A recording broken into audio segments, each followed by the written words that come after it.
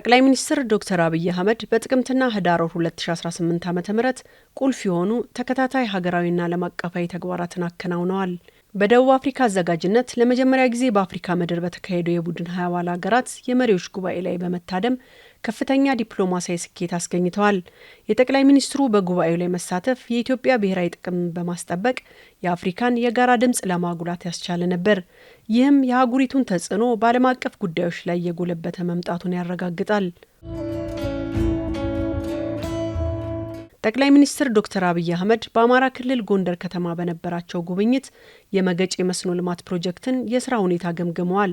ፕሮጀክቱ 870 ሄክታር ላይ ያረፈ ሲሆን 17000 ሄክታር መሬት በመስኖ አቅርቦት ይሸፈናል ተብሎ ይጠበቃል። በጥቅሉ የመገጭ ግድብ በሚጠናቀቅበት ወቅት የአካባቢውን የግብርና ምርታማነት በመሰረቱ የሚያሳድግ ይሆናል። ጠቅላይ ሚኒስትር ዶክተር አብይ በጎንደር ከተማ ከቀዳማዊ እመቤት ዝናሽ ታያቸውና ከከፍተኛ የመንግስት የስራ ኃላፊዎች ጋር በመሆን የታደሰውን የፋሲል ግቢ መርቀዋል። በግቢው የተከናወነው ሰፊ የእድሳት ስራ በቅርስ ስፍራው ነባሩን ታሪክ በመጠበቅ ውበቱንና ተደራሽነቱን በማሻሻል አዲስ እስትንፋስ የሰጠ ሆኗል። የእድሳት ስራው የቤተ መንግስቱን ግንባታ መዋቅር መጠገን፣ የእግረኛ መንገዶችን ማሻሻል፣ ቁልፍ የሆኑ ህንፃዎችን ከዝግባና ዋንዛ በባህላዊ ቁሶች ተጠቅሞ በማደስ የስፍራውን ግለወጥ መልክና ባህሪ ለመጠበቅ ተሰርቷል። ለጎብኚዎች ምቾት የተሰናዱ አገልግሎት መስጫዎችም ትርጉም ባለው ደረጃ ተሻሽለዋል። አዲስ የቱሪስት ማዕከልም ተከፍቷል። ዘመናዊ መጸዳጃ ቤቶች፣ የተሻሻሉ የመብራትና የደህንነት ስርዓቶችም ተሰናድተዋል። እንደ አጼ ፋሲል፣ አጼ ቀዳማዊ ዮሐንስና አጼ ቀዳማዊ ኢያሱ አብያተ መንግስት ብሎም ድልድዮች፣ መታጠቢያ ስፍራዎች፣ ታሪካዊ በሮች ወዘተ በጥንቃቄ ታድሰዋል። በተጨማሪም ከ40,000 ስኩዌር ሜትር በላይ የአካባቢው ምድር የማስዋብ ስራ ተሰርቷል። ይህም ለጎብኚዎች ይበልጥ ሳቢ የሆነ ከባቢን ፈጥሯል። አጠቃላይ የእድሳት ስራው ከአንድ ዓመት በታች የፈጀ ሲሆን የዚህ አስደናቂ የታሪክና የባህል ስፍራ ለረዥም ጊዜ ተጠብቆ በሚቆይ አኳኋን ተከናውኗል። በተጨማሪም ጠቅላይ ሚኒስትር ዶክተር አብይ አህመድ በጎርጎራ ጣናነሽ 2 የተሰኘውን ጀልባ ስራ አስጀምረዋል። ከ180 ተጓዥ በላይ የማጓጓዝ አቅም ያላት ጣናነሽ ለጎብኚዎች ለመዝናናትና አስደማሚውን የጣና ሐይቅ ተፈጥሮ ከባቢን ለመጎብኘት ወደ ጎርጎራ ኤኮሎጂ የሚደረውን ጉዞ የበለጠ ምቹ እያደረገችው ትገኛለች። በተመሳሳይ ጠቅላይ ሚኒስትር አብይ አህመድ በባህር ዳር ከተማ በነበራቸው ጉብኝት የባህር ዳር ዓለም አቀፍ ስቴዲየምን እንዲሁም የከተማዋን የቱሪዝም ዘርፍ ምቹ ለማድረግ እየተከናወኑ ያሉ ስራዎችን ተመልክተዋል። የባህር ዳር ዓለም አቀፍ ስቴዲየም የአፍሪካ እግር ኳስ ፌዴሬሽን ካፍ ባስቀመጠው ስታንዳርድ መሰረት ደረጃውን የማሻሻል ስራዎች በትኩረት እየተከናወኑ እንደሆነም ጠቅላይ ሚኒስትር ዶክተር አብይ አህመድ ተመልክተዋል። ስቴዲየሙ 52,000 ተመልካቾችን መያዝ የሚችል ሲሆን የወንበር መግጠምና የሳር ንጣፍ ስራዎች ተጠናቀዋል። የመብራት ዝርጋታን ጨምሮ ሌሎች የስታዲየም ውስጥ መሰረተ ልማቶች በፍጥነት እየተከናወኑ ይገኛሉ። ከዚህም በተጨማሪ የጎርጎራ ኤኮ ሪዞርት መሰረትን በማድረግ በባህር ዳር ጣና ሐይቅ ዳርቻ እየተገነባ ያለው ፈለገ ጊዮን ሪዞርት ጠቅላይ ሚኒስትር የተመለከቱ ሲሆን ሪዞርቱ ወደ ስራ ሲገባ የከተማዋን ቱሪስት ከማነቃቃት ባሻገር ለበርካታ ወጣቶች የስራ እድል የሚፈጥር ይሆናል ሲሉ በወቅቱ ተናግረዋል። በሌላ በኩል በዚህ ወር ጠቅላይ ሚኒስትር ዶክተር አብይ አህመድ በአማራ ክልላዊ መንግስት ኦሮሞ ብሔረሰብ ዞን አስተዳደር መቀመጫ የሆነችውን ከሚሴ ከተማን የጎበኙ ሲሆን በከተማዋ እየተከናወኑ ያሉ ስራም በጅምር ደረጃ ያለ ቢሆንም የሚመሰገኑ ናቸው ብለዋል። የህዝባዊ ስፍራዎችን ደረጃ ከፍ በማድረግ እሳቤ በሁሉም ደረጃ በመላው ኢትዮጵያ እየተገበረ መሆኑን እንደሚያሳይ ገልጸዋል። በተጨማሪ ጠቅላይ ሚኒስትሩ በከተማዋ ለሌማት ትሩፋት ስራ አስተዋጽኦ እያበረከተ ያለውን የኤልፎራ አግሮ ኢንዱስትሪ የተቀናጀ ግብርና ልማት ፋብሪካን ጎብኝተዋል።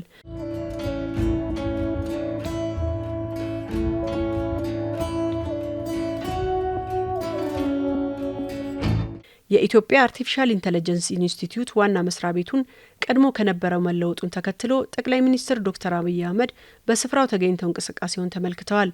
በአንድ ዓመት ጉዞ ውስጥ አስደናቂ የግንባታ ለውጥና ዘመናዊ የመስሪያ ስፍራ ጥበብን በማሳየት ለሰራተኞቹ እጅግ ምቹ የሆነውን ስፍራ መፍጠር እንደቻለም በጉብኝታቸው ወቅት ገልጸዋል። ተቋሙ በ5 ዓመታት ጊዜ በጤና፣ በግብርና፣ በአገልግሎት ዘርፍ እያደረገ ያለው የመሪነት አስተዋጽኦንም እየተለወጠ ሲሆን በክላውድ ኮምፒውተሪንግ፣ ትልልቅ መረጃ ቋቶችን የመረጃ ፍለጋ፣ ሮቦቲክስና ኢመርቪስ ቴክኖሎጂ አቅሙን በማጎልበት ላይ ይገኛል ብለዋል።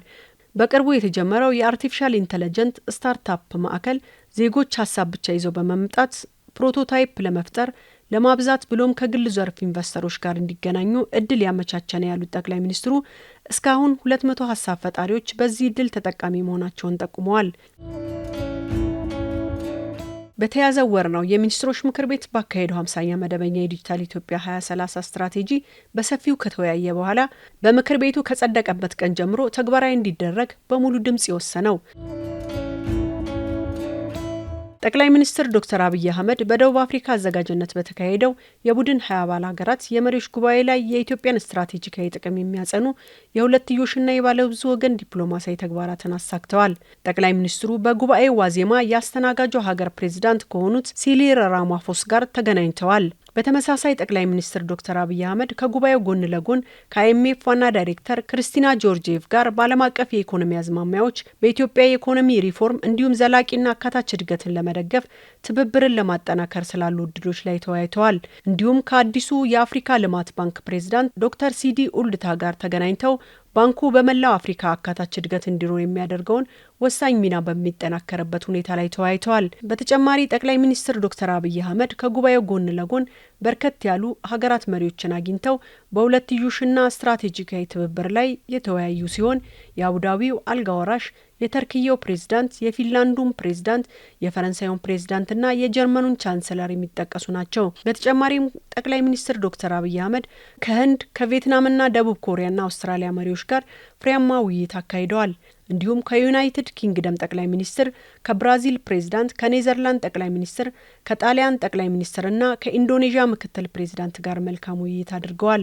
ውይይታቸውም የአየር ንብረት ጥበቃ ስራ ትብብርን፣ ቅድሚያ በሚሰጣቸው በንግድና በምግብ ሉዓላዊነት ላይ ባተኮረ የግብርና ማዘመን ስራ እንዲሁም በኢኮኖሚና ዘላቂ መሰረተ ልማት ጉዳዮች ላይ ያካተተ ነበር። ጠቅላይ ሚኒስትሩ ከቡድን 20 ጉባኤ ጎን ከተባበሩት መንግስታት ድርጅት ዋና ጸሐፊ አንቶኒዮ ጉተሬስ ጋር የባለብዙ ወገን ግንኙነታቸውን ለማጠናከር ብሎም እንደ አየር ንብረት ጥበቃ ስራ፣ ሰላምና ጸጥታ፣ ዘላቂ ልማት ያሉ የጋራ ዓለም አቀፋዊ ትኩረቶችን በሚያጠናክሩበት መንገድ ተወያይተዋል። ኢትዮጵያ ኮፕ 32 አስተናጋጅ ሀገር እንደመሆኗ ሊደረግ ስለሚችል ድጋፍም ተወያይተዋል። እንዲሁም የኢትዮ አውሮፓ ግንኙነትን ለማላቅ ከአውሮፓ ህብረት ምክር ቤት ፕሬዝዳንት አንቶኒዮ ኮስታ ጋር በተለያዩ ዘርፎች ትብብሮችን የበለጠ ለማጠናከር ተስማምተዋል። በተመሳሳይ የሁለትዮሽ ውይይት ጠቅላይ ሚኒስትሩ ከካፍ ፕሬዝዳንት ከዶክተር ፓትሪስ ሞትሲፒ ጋር ውጤታማ ውይይት አድርገዋል። ህዳር ወር ጠቅላይ ሚኒስትር አብይ አህመድ የማሌዥያ ፌዴሬሽን ጠቅላይ ሚኒስትር ዳቶ ሴሪ አንዋር ኢብራሂምና የሲንጋፖሩን ጠቅላይ ሚኒስትር ላውሮ ሶንግን በብሔራዊ ቤተ መንግስት ይፋዊ አቀባበል አድርገውላቸዋል። ሁለቱ ጎብኚዎች የችግኝ ተከላ ስነ ስርዓት፣ የቤተ መንግስት ሙዚየም ጉብኝት፣ የሁለትዮሽ ውይይቶችን ያካተቱ ናቸው። ኢትዮጵያና ሲንጋፖር በክህሎት ስልጠናና በካርበን ንግድ ስምምነቶች ተፈራርመዋል። በተመሳሳይ ደግሞ ኢትዮጵያና ማሌዥያ ደግሞ ቱሪዝምን፣ ጤናን፣ የአየር ትራንስፖርት አገልግሎትንና የከተማ ትብብርን የሚመለከቱ ሰነዶችን ተፈራርመዋል። እነዚህ ጉብኝቶች ከጊዜ ወደ ጊዜ ከደቡብ ምስራቅ እስያ ጋር እያደገ የመጣውን ትብብር አጉልተው አሳይተዋል።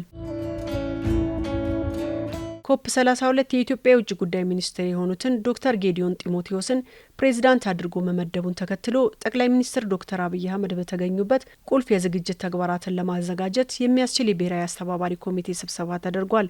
ስብሰባው ኢትዮጵያ ኮፕ 32ን ስታስተናግድ አካታችና በሚገባ የተሰናዳ ጉባኤ እንድታሳካ ለማረጋገጥ መንግስት ያለውን ቁርጠኝነት ያሳየበት ነው። በጥቅሉ በጥቅምትና ህዳር 2018 ዓ.ም ጠቅላይ ሚኒስትር አብይ አህመድ የመስኖ ልማት ፕሮጀክቶችን፣ የቱሪዝም ልማት ስራዎችንና የኢትዮጵያ በአርቲፊሻል ኢንተለጀንስ ተግባራን ለማሳለጥ እንዲሁም ሀገሪቱን በዲፕሎማሲ ከፍ ለማድረግ የተከተለ አመራር በውጤት የታጀበ ነበር።